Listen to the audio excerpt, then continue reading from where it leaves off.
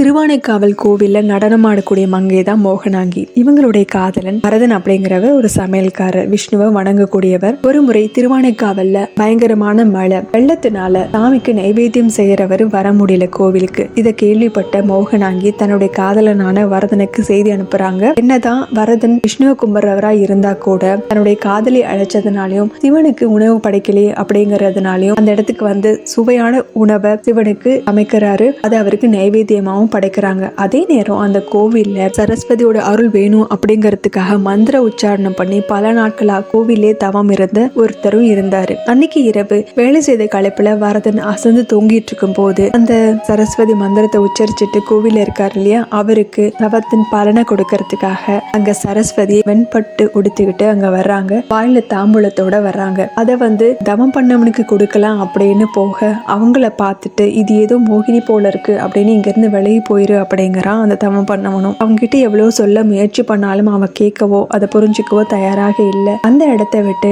நகர்ந்து போற சரஸ்வதி கோவில்ல சாமிக்கு நைவேத்தியத்தை செஞ்சு கொடுத்துட்டு அசந்து தொங்கிட்டு இருக்கிற வரதனை பாக்குறாங்க. அவனுடைய தூய்மையான மனசினாலையும் அவனுடைய நல்ல எண்ணத்தினாலையும் அவன்கிட்ட வர்ற சரஸ்வதி தேவி அவங்கள வாயில இருந்த அவங்களுடைய தாம்பூலத்தை அவனுக்கு கொடுக்கறாங்க. சரஸ்வதி கொடுத்த தாம்பூலத்தை உண்டதுனால வரதன் அதீத கவி பாடக்கூடிய சக்தியை பெறாரு. அதுக்கப்புறம் அவருடைய பேர் காலமேக புலவர் அப்படின்னு ஆகுது. காலமேக புலவர் மேகத்தை போல கவி பொழியக்கூடியவர் அப்படிங்கிறதுனால அவருக்கு அந்த பேரும் கிடைக்குது. ஸ்லேடை கவிகளை பாடுறதுல ரொம்ப சிறந்தவர் அவர். அதாவது ஸ்லேடை கவி அப்படிங்கிறது என்னன்னா, ஒரு பாடலை கேட்கும் போது நமக்கு ஒரு பொருள் விளங்கும், ஆனா அதே பாடலை இன்னொரு பொருளுக்கும் பொருத்தி பார்த்தா ரொம்ப பொருத்தமா இருக்கும். அந்த மாதிரி பாடல்களை உருவாக்குறதுல காலமேக புலவர் ரொம்ப சிறந்தவரா இருந்தாரு. காலமேக புலவர் மேல பொறாமப்பட்ட சில புலவர்கள் அந்த நாட்டு அரசன் கிட்ட அவரை பத்தி தவறா சொல்ல, அதனால கோவப்பட்ட அரசன் அவரை அரசவைக்கு கூப்பிடுறாரு. அங்க அரசவைக்கு வந்த காலமேக புலவருக்கு அரியாசனம் எதுவுமே கொடுக்காம மன்னன் நிக்க வச்சு பேசிட்டு இருக்க காலமேக புலவர் சரஸ்வதியை வணங்குறாரு. அவளுடைய அருளால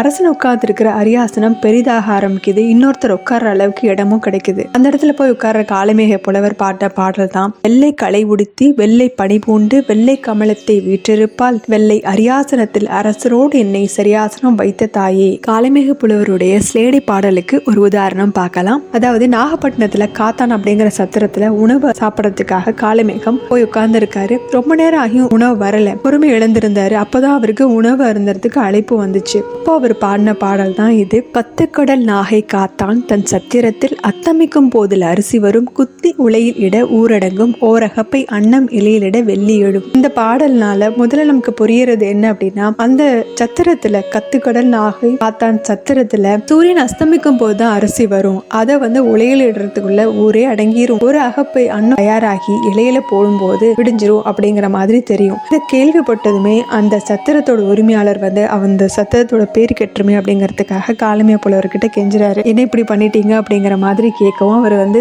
சிரிச்சுட்டே சொல்றாரு, இதோட அர்த்தத்தை வேற மாதிரி எடுத்துக்கலாம் அப்படின்ட்டு. கத்துக்கடல் நாகை காத்தான் தன் சத்திரத்தில் அஸ்தமிக்கும் போதில் அரிசி வரும். காத்தானோட சத்திரத்துல அஸ்தமிக்கிற நேரத்துல, அதாவது உணவில்லாத பஞ்ச காலத்துல கூட அரிசி மூட்டை மூட்டையா வந்து இறங்கும். குத்தி உலையிலிட ஊர் அடங்கும். அந்த உணவுனால அந்த ஊர்ல இருக்க அத்தனை பேரோட பசியும் அடங்கும். ஊரகப்பை அன்னம் இலையிலிட வெள்ளி எழும். இலையில அந்த அன்னத்தை போடும் போது அது வெள்ளி மாதிரி, வெள்ளி நட்சத்திரம் போல பிரகாசமா இருக்கும் அப்படிங்கிற மாதிரி அர்த்தம் எடுத்துக்கலாம் அப்படின்னு சொல்லியிருக்காரு. இந்த அளவுக்கு சிறப்பா பாடல்களை இயற்றக்கூடிய சக்தியை அவருக்கு கொடுத்தது திருவானைக்காவல் கோவில்ல இருக்கிற அம்பாள் தான். திருவானைக்காவல் கோவில்ல இருக்கக்கூடிய அகிலாண்டேஸ்வரி பத்தி காஞ்சி பெரியவர் சொன்ன இன்னொரு விஷயத்தையும் இங்க குறிப்பிடுறேன். அகிலாண்டேஸ்வரி தரிசிக்க போனீங்கன்னா அவளுடைய காதணிகளை பார்த்து உங்களோட வேண்டுதல்களை வைங்க, அது கண்டிப்பா நிறைவேறும். ஏன்னா அந்த ரெண்டு காதணிகளும் ஸ்ரீ சக்கரங்கள் தான். ஒன்னு சிவ சக்கரம், இன்னொன்னு சக்தி சக்கரம். அதனால அந்த காதணிகளை பார்த்து நாம நம்மளுடைய வேண்டுதலை வைக்கும் போது அது கண்டிப்பா நிறைவேறும் அப்படின்னு காஞ்சி பெரியவர் ஒரு அன்பர்கிட்ட சொல்லி இருந்திருக்காரு. இனிமே நீங்களும் திருவானைக்காவல்ல இருக்கக்கூடிய அகிலாண்டேஸ்வரி தரிசிக்கும் போது இதை மனசுல வச்சுட்டு தரிசனம் பண்ணிட்டு வாங்க.